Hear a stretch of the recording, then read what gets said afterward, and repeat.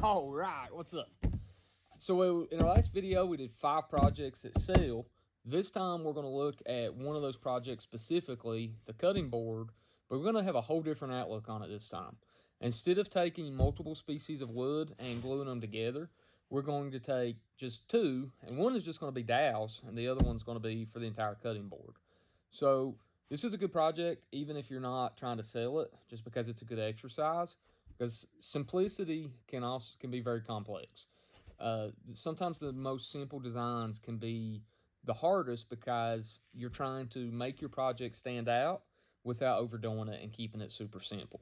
So we're going to take some Spanish cedar and we're going to make a cutting board out of it with breadboard ends, and we're going to use some walnut for the dowels to attach the breadboard ends. So it's going to be a simple project, but it's going to look super elegant when it's done. All right, so stick around and let's do it.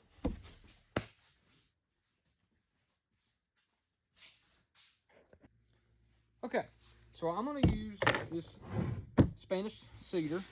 It's got a pretty red tip to it, and I'm going to make my cutting boards a foot long. So I'm going to go with 13 inches simply so I can square both ends, and it also gives me a little bit of room to work on. So then I'm going to put breadboard ends on it. So I'm going to add 2 inches on each side for the breadboard ends. Okay, so that leaves me at 17 inches.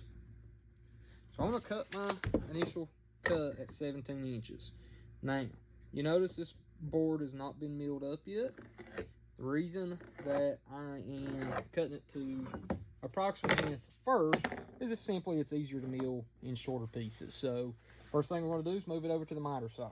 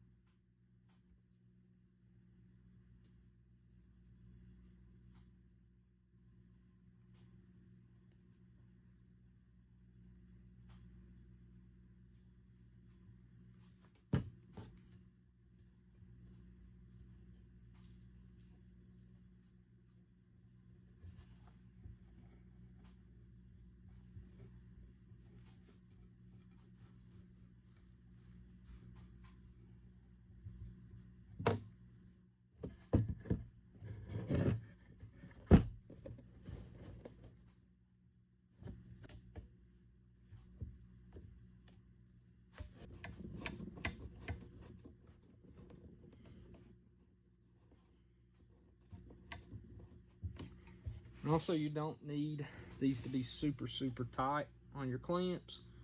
You don't want to bow your wood. You just want your joint good and tight. Or excuse me, good and snug is all that you really need. I'm just going to clean up some of this glue so I don't have to worry about it once it dries. Okay, so I know that I want 2-inch breadboards, or excuse me, I want to cut my groove 2 inches in my rabbet so I can put my breadboard in. So I just took this, I set it at 2 inches, and I'm simply going to mark it down the board.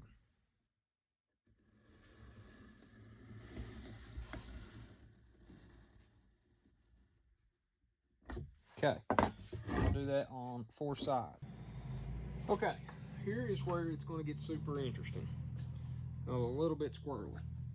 Alright, so ideally you go with breadboard ends like this, the way I'm doing them. You're going to cut a third on each side, and then you're going to leave a third in the middle. However, this is exactly 1 inch, so it's going to be a little bit difficult to do that, so I'm going to cut it 5/16. Alright, it's going to be most simple for me to do on this crosscut sled, so I have set my pocket rule for 5/16, and I'm going to lower my blade to that level from on top of my crosscut sled. And I want it to be to the highest point of the blade. like so. Now, once I get this set, it's going to be important that I don't change it because I want to use it on the other side and I want everything to be smooth and even. Okay, let me just tell you up front, this is 100% not ideal. I should absolutely make a new crosscut sled, okay? And if I was making this for a client, I would. I'm just doing this as an exercise and doing it for you guys. So if you're doing this at home, you're learning from this, make a new crosscut sled, or, you know, don't have this block in here for box joints. I'm going to make a new crosscut sled. I just wanted to finish this before the video, so it may bite me in the hind end. We'll see. So I'm going to use this block. Again, I know this block is square. I just confirmed that. I'm going to use that against my fence, and that's going to be the new fence for this board. All right. We'll see how it works. I'll let you know.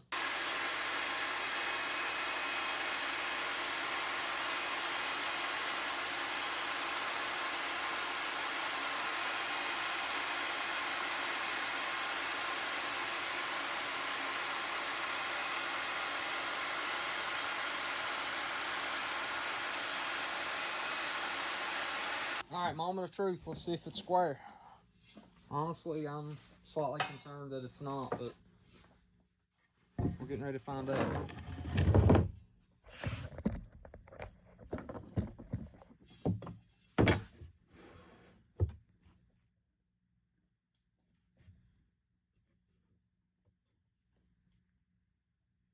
Yeah, so surprisingly, it's square.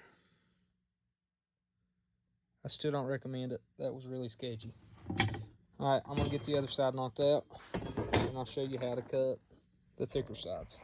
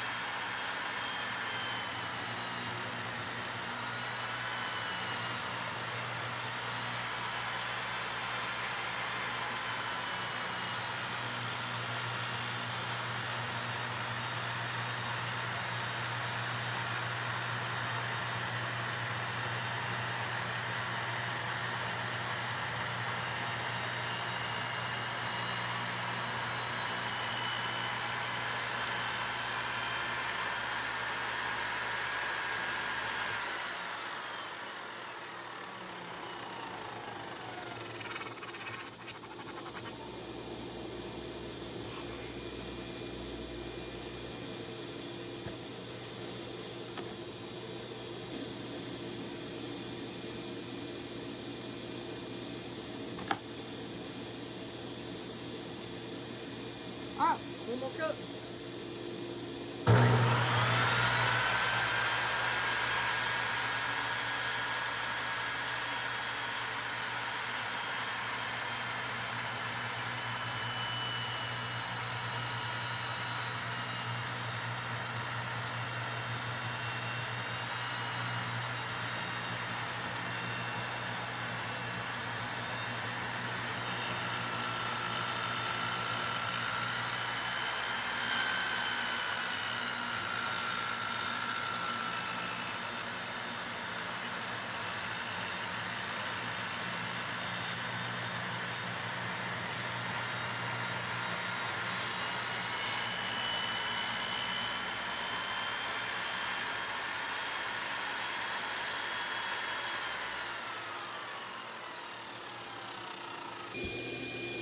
There it is.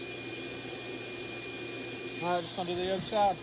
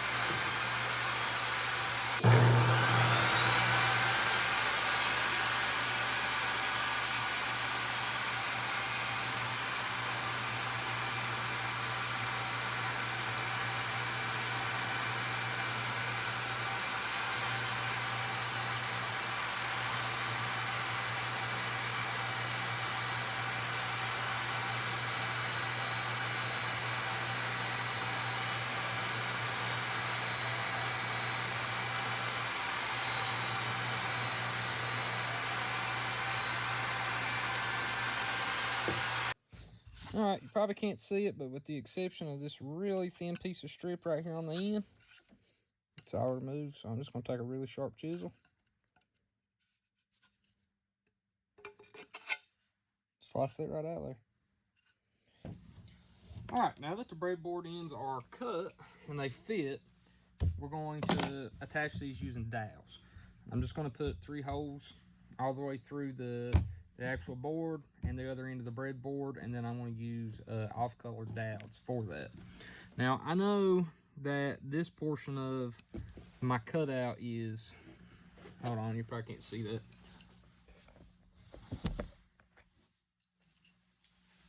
Sorry about that, guys. So this part of my actual board is 2 inches. So I want to go over 1 inch from the edge. So the way I'm going to do that is just set this little pocket rule, and I'm going to set it exactly 1 inch from the end of my board. So now I know that that's going to be in the center of the lip that's left my rabbit. Or excuse me, the rabbit that's left from the board. Grab me a line all the way down my breadboard end. And I'm just going to put it right there. And I'm going to go all the way down this. Okay. So that is where, or how far from here, my actual dowels are going to be. Alright. Now, I want them to be even. And the easiest way I can do that is square one end.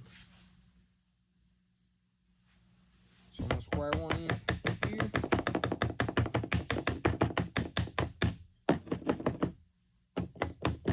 Okay, that end's square. So what I'm thinking is I'm thinking I want to go 2 inches from the end on the insides and then split the difference in the middle. So at least we're going to mark that and we're going to see what it looks like. So that would be a dowel. That would be a dowel. And now that is 8 inches, so we'll go 4 inches. So that would be my fourth or my third dowel. So 1, 2, and 3. Okay, so first thing I'm gonna do is take this center punch and I'm gonna mark, or go ahead and punch exactly where I want this to be because I don't want it to wobble. Okay.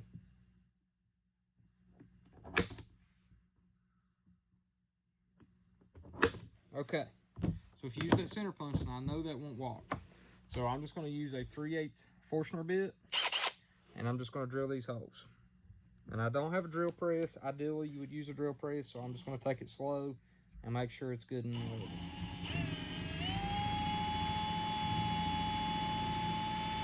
All right, so here's what I've done. I've just inserted the round part of the dowel into my drill so I can turn it, essentially using this as a lathe. And I'm gonna use a bandsaw blade to cut this down a little bit.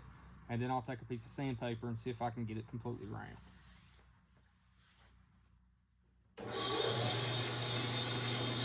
Again, there's probably 75 reasons why you shouldn't do this.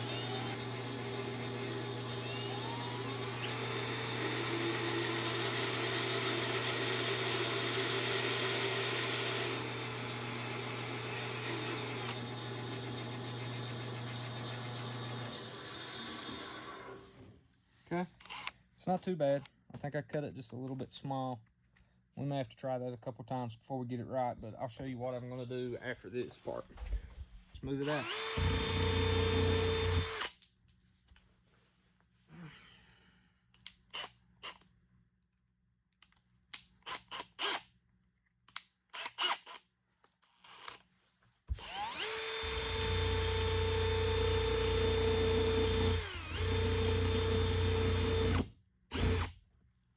All right, that's square, or square, good Lord. That's round. Now the moment of truth, let's see if it actually is gonna fit. Yeah, that's gonna fit fine.